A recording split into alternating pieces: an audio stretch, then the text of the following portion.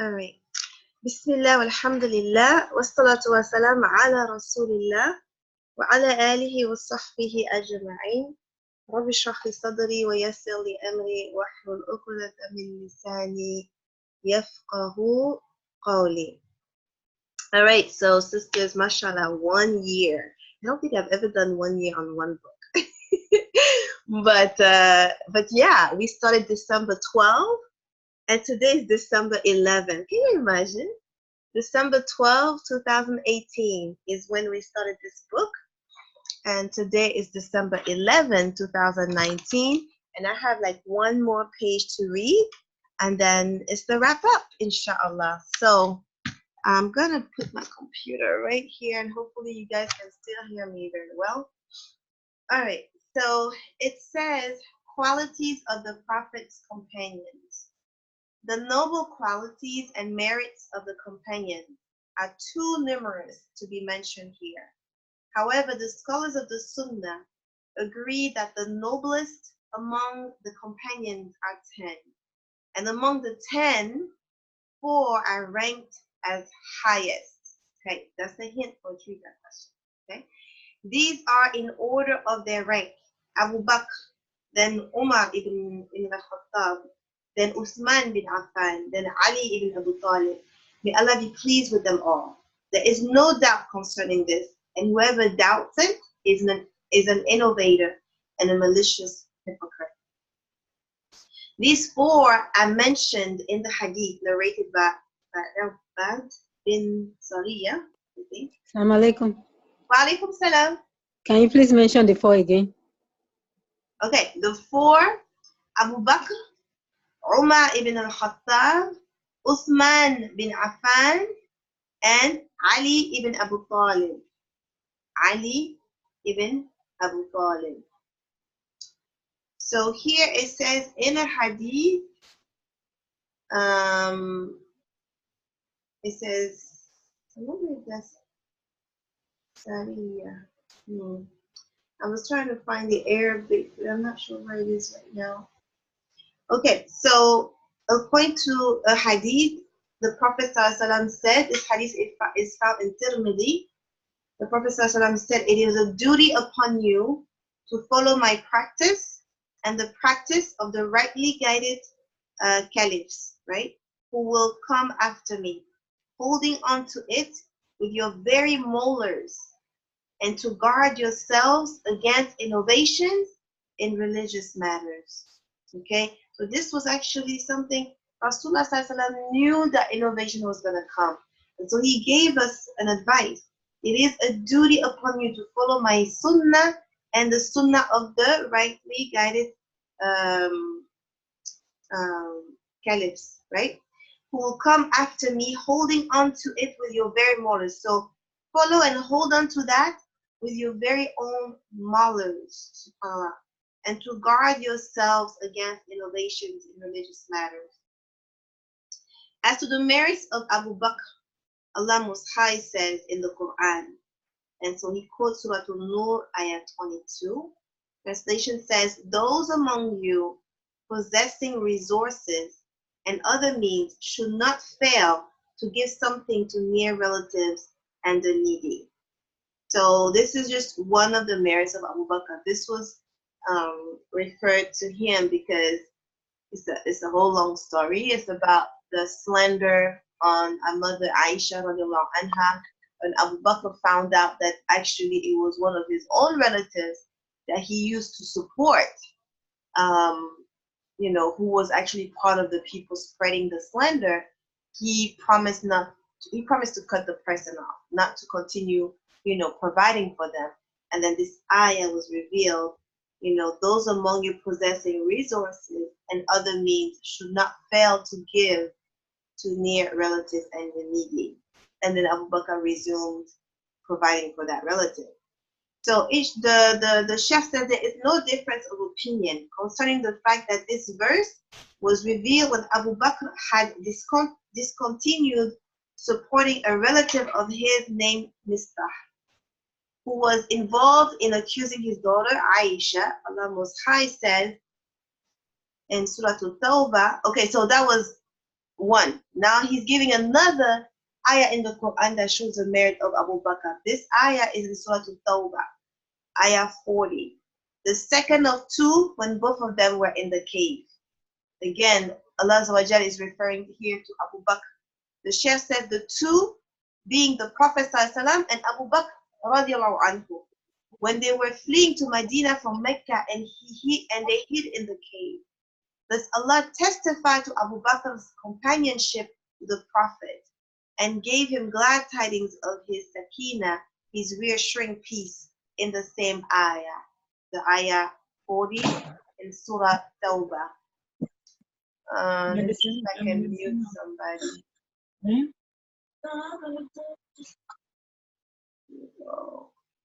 Okay. All right. So what I was saying was that he's quoting two ayahs so far. One in Surah An-Nur, referring to Abu Bakr. Another one in Surah Al-Tawbah, again referring to Abu Bakr being the companion of Rasulullah. Ibn Umar reported that Allah's Messenger ﷺ said to Abu Bakr radiallahu anhu, "You were my companion in the cave, and you will be my companion at the pond of Tawbah in paradise." SubhanAllah. This hadith is again in Tirmidhi. Allah Most High says in Surah Al-Zumar, ayah 33, translation, "Those who bring the facts and confirm them are heedful." So Ja'far al-Sadiq anhu says, "There is no doubt that the one who brought the truth was Allah's Messenger sallallahu alayhi wasallam, and that the one who testified to it was Abu Bakr radiallahu anhu. And what praise can be greater than this? SubhanAllah. May Allah be pleased with all the companions of Allah's Messenger sallallahu alayhi wasallam, and may Allah be pleased with all of the companions. And so this is the end of the book. So we ended with making sure that we respect the companions of Rasulullah sallallahu alayhi wasallam. It's a huge, we need to do that. We can't play with that, inshallah. So now what I wanted to do was just read the titles, and maybe that will jot down your memory about the sins that we covered. SubhanAllah, you know, sisters, like I've been doing, since last week, I've been going back to like the first major sin, just listening to the audios, and it's something that I recommend that you do, because like I said, we've been doing this literally for 1 year. We started December 12, 2018, and today is December 11, 2019. So that tells you that there may be a lot of the sins that we covered that we forgot. And for those who took notes, you know, that would be good for you to go back to, you know, make sure that, you know, the knowledge stays with you, bi'idhnillah. May Allah give us tawfiq to avoid all these major sins, because He says in the Quran that if we are able to avoid the major sins, He will forgive the minor sins. So it's for us to really guard ourselves against the major, inshallah. So so we looked at shirk as one of the major sins. The second major sin was murder. Number 3 was practicing magic, sihr. Number 4 was not praying. The one on not praying was pretty big. So if you want to go back to that one, it was a long chapter. I remember that. Major sin number 5 was not paying the zakat. Number 6 was not fasting on the day of Ramadan without an excuse. Ramadan is coming up. So if you have an excuse, you're fine. But if you don't have an excuse, this is a major sin. Major sin 7 was not performing Hajj. And again, there are conditions to that. You have to be healthy and you have to have the means. The scholars say that if you're not healthy or you don't have the means, then Hajj is not fard upon you. Okay. Number 8 is disrespect to parents. That's major sin number 8, disrespect to parents. Number 9, abandoning relatives. Number 10, zina, fornication, and adultery. I just remember from this one, I just remember this, how the people who do zina, how in the hellfire their private parts will stink so much that the people in hellfire will be disturbed. That's what stuck with me, and I was like, Ya Allah, subhanallah. I remember reading that passage. Okay, number 11, homosexuality, sodomy. Number 12, riba, interest. May Allah help us. Number 13, wrongfully consuming the property of an orphan. Number 14, lying about Allah and His Messenger. Number 15, running away from the battlefield. Number 16, being a deceiving leader, a leader that's deceiving his people and being unjust to them. Number 17, pride, arrogance, glory, boasting. All of that is a major 17. So kibr. Number 18, bearing false witness. Number 19, drinking wine, so khamr. Number 20, gambling. Number 21, slandering chaste women. So what happened to Aisha radiallahu anha? Major sin, slandering chaste women. Number 22, stealing from the spoils of war. Number 23, stealing. Number 24, highway robbery. Number 25, taking a false oath. Number 26, oppression. The one about oppression too is it's a big chapter, so you may want to look at that. Number 27, illegal gain. Illegal gain. Number 28, consuming the wealth acquired unlawfully and devouring it any way it came. So you don't worry about if it's halal, if it's haram. You don't worry about that. You just, money is money. You just get it any kind of way and you're eating it any kind of way. Number 29, committing suicide.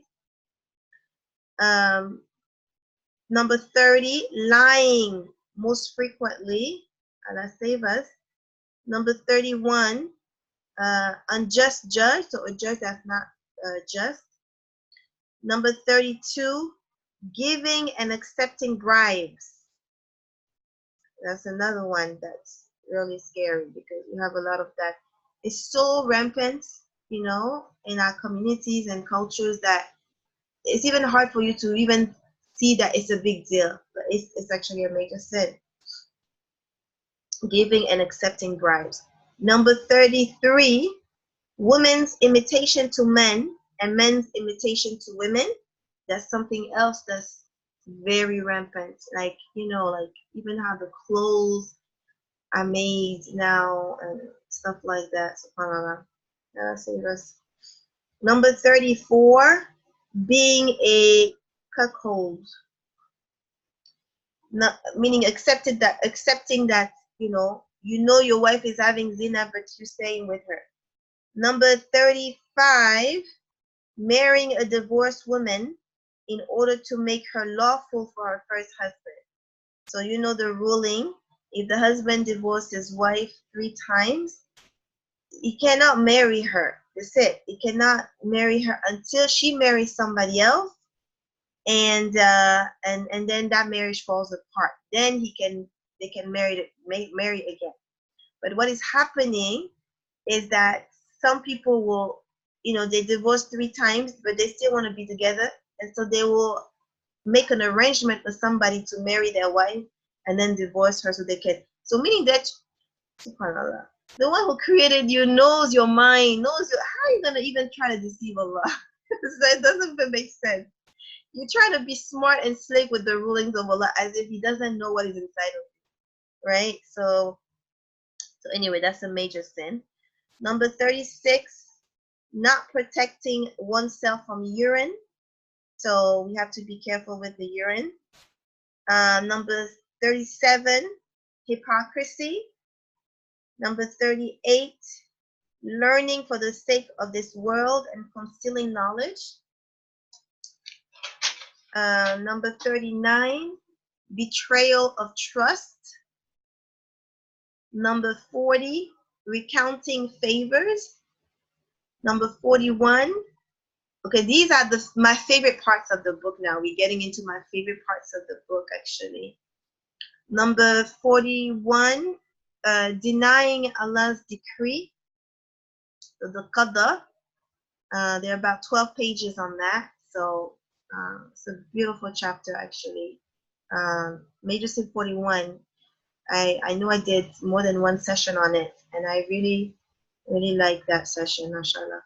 So denying the qadar of Allah. Number 42, listening to people's private conversations. Number 43, carrying tales. 44, cursing. 50, look at me counting. 45, betrayal and breaking contracts. 45, betrayal and breaking contracts. 46, believing in fortune tellers and astrologers. 47, woman's bad conduct towards her husband. Allah save us. It's actually a big chapter too. It's about 18 pages. So 47, woman's bad conduct towards her husband. 48, making statues and pictures. 49, that's another important topic we want to look at because of the picture stuff that we're dealing with. 49, major sin, lamenting, wailing, tearing the clothing, and doing other things. 49, so that was 49. 50, unjust treatment. 51, overbearing conduct toward the weak, the slave, the maidservant, the wife, and animals, right? Being overbearing, oppressing, basically. 52, offending the neighbor. We're being very careful with our neighbors. 53, offending and abusing Muslims. And then you guys remember how, when you have a Muslim neighbor, it's even more complicated, right? Because there's so many rights that are involved, right? The right of the neighbor, the right of a Muslim. Now imagine that Muslim is your relative. So Muslim, neighbor, relative. La ilaha illallah. That is really, really, like, you really have to be your best with that person, right? She's your relative or he's your relative. He's your neighbor. He's a Muslim.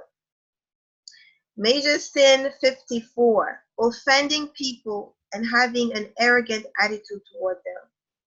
55, trailing one's garment in pride. 56, wearing silk and gold for men. So that's really dealing with men. 57, slaves running away. 58, slaughtering an animal dedicated to anyone other than Allah. So that's 58. 59, knowingly ascribing one's paternity to a father other than one's own. So you know that's not your child's father, but you are saying that's your child's father. So that is a major sin. Major sin 6. That was 59. 60, arguing and disputing violently. Arguing and disputing violently. 61, withholding excess water. 62, short weight or measure. So tatfiq, you guys know of Surah Al-Mutaffifin. So it's talking about that. 63, feeling secure from Allah's plan. Feeling secure from Allah's plan, thinking that you got it.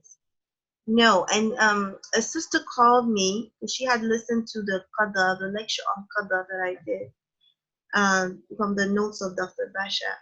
And she also listened to another lecture. So she called me. She said, Shaitan is just whispering to me because I was here thinking, how do I know that I'm sincere with Allah?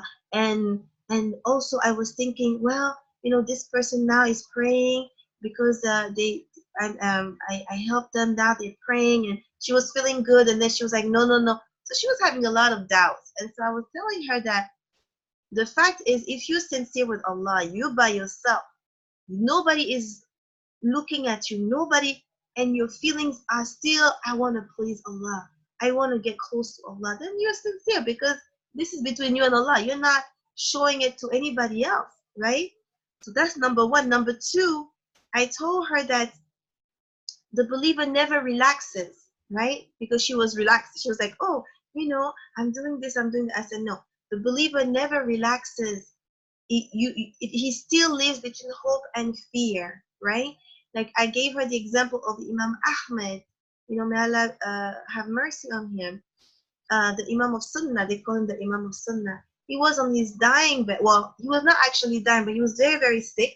And so his son Abdullah thought that he was dying. And so he was telling his father, La ilaha illallah, La ilaha illallah. So he was, because he didn't know, he thought his father was dying.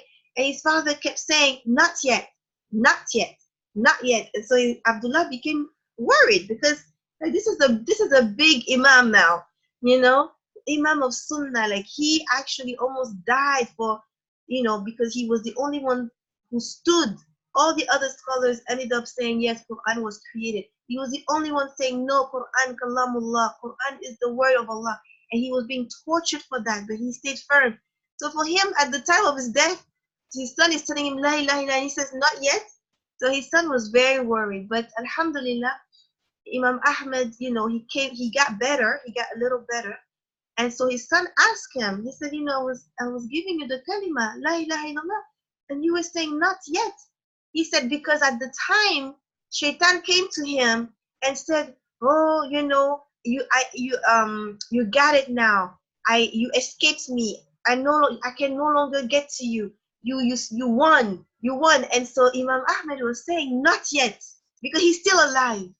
You understand? He is still alive. So this battle with Shaitan is not yet over until your last breath, and especially when you feel like you are dying. This is the time that Shaitan is going to try, because why? After you die, he cannot do anything. After you die, he cannot come to you. That's it. Khalas, it's done. So until your last breath, he is going to try. He swore on the izzah of Allah that he's going to be our enemy. He's going to be on our front, on our back, on our right, on our left. So definitely this is a battle, and the believer that never relaxes. The believer never takes anything for granted. And so you still fighting Shaitan, and you still fighting your nafs until the very last breath. So that's what I told the sister. So not feeling secure from Allah's plan, don't think you got it until you die. It's very important. But as long as you're sincere, also do not despair. Don't say, oh, well, I may not even die upon that. No, no, no. Have good hope. Have good thoughts of Allah. But don't relax, because you have an enemy. I have an enemy.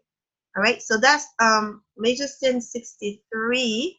64 says offending Allah's righteous friends. So being careful with people, because you don't know who's the friend of Allah.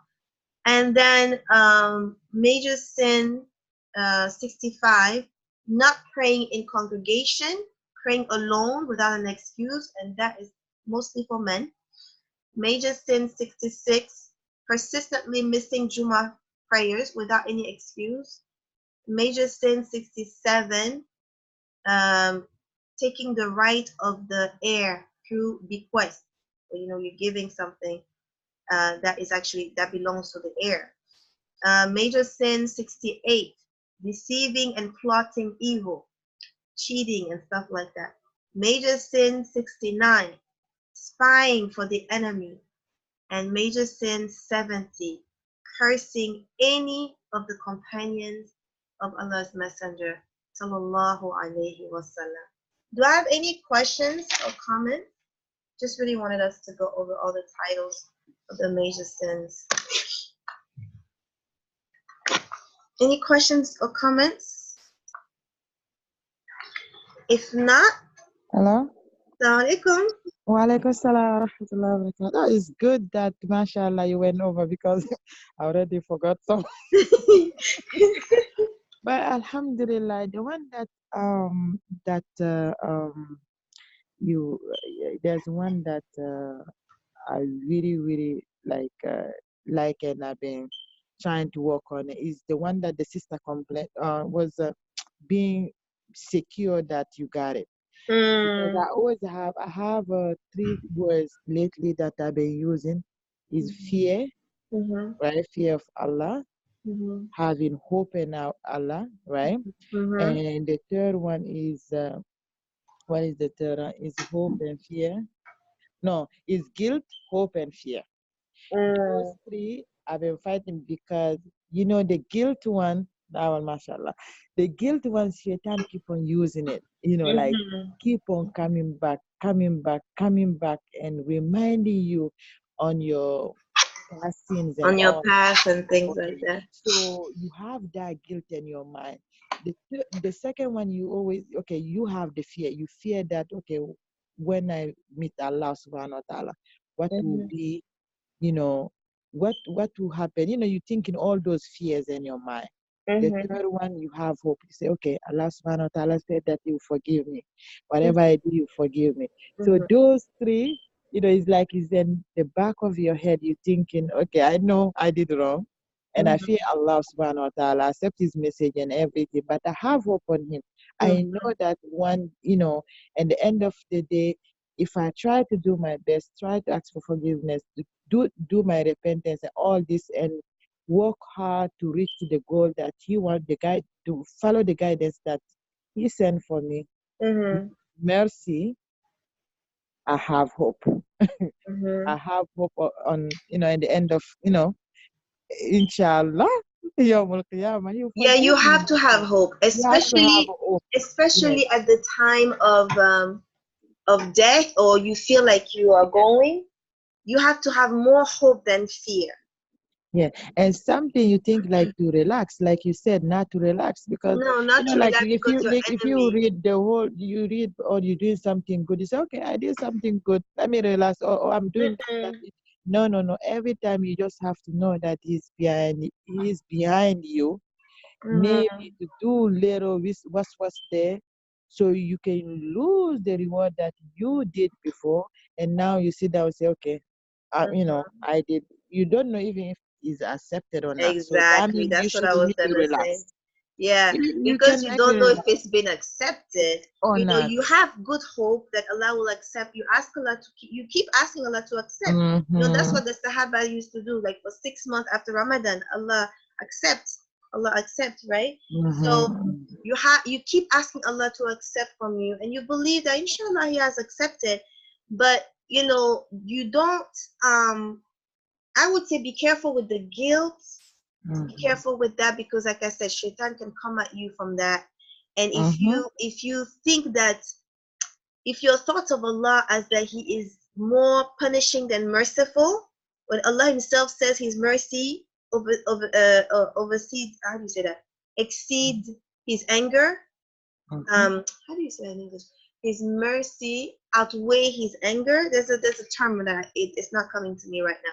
But the thing is, Allah Himself tells us that His mercy is greater than His anger. Anger. Do you understand? And you're Mm-hmm. focusing more on the anger of Allah than on His mercy. It could be a plot from the shaitan, and that's gonna affect even the way you worship Allah. You understand? So I would say yes, have the fear of Allah. Be careful. Don't take anything for granted. But have a lot of hope and mercy, because this, as human, is really gonna help us want to do even more. We're gonna do out of love, out of pleasure, not out of like that. You know? Does that make sense what I'm saying? Mm-hmm.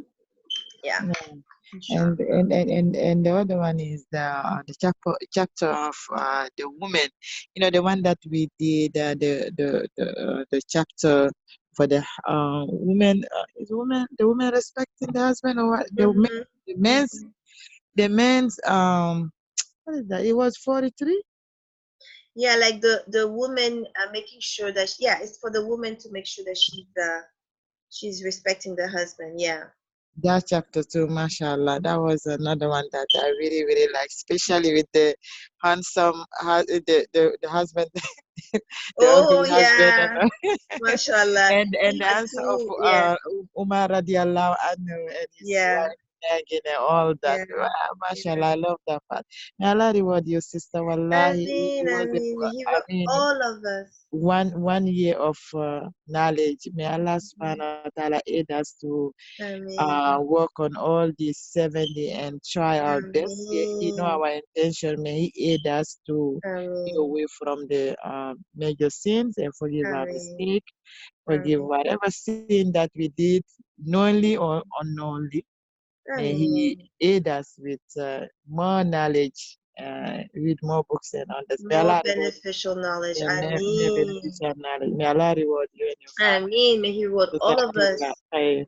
Yeah, Ameen, MashaAllah. Ameen wa iyaki. So, inshallah, next week we're gonna start a new book, which is the book of Hadith, the 40 Hadith of collected by Imam An-Nawawi. I think Imam An-Nawawi is an Imam that we need to know a little bit more about. So, inshallah, I will share in the YouTube. I mean, in the YouTube, I will share in the WhatsApp some lectures about the life of Imam An-Nawawi. You know, his life was really mashallah. So it's good to know about him, especially because a lot of the hadith that he collected, hadith that we are, very much popular, common, that we use and stuff like that. So it's good as students that we know a little bit more about Imam An-Nawawi. All right, sisters, may Allah accept from all of us, especially you guys that have been really regular from the beginning. And the reason I insisted on those trivia questions, because it helps you to remember the knowledge that you acquired last week. If I didn't do the trivia questions and we just move on, it's easy for us to forget what we went over the week before. But the questions were helping you to go back and try to get the answer, and hopefully that helps the knowledge to stick with you. سبحانك اللهم وبحمدك أشهد أن لا إله إلا أنت نستغفرك ونتوب إليك السلام عليكم ورحمة الله وبركاته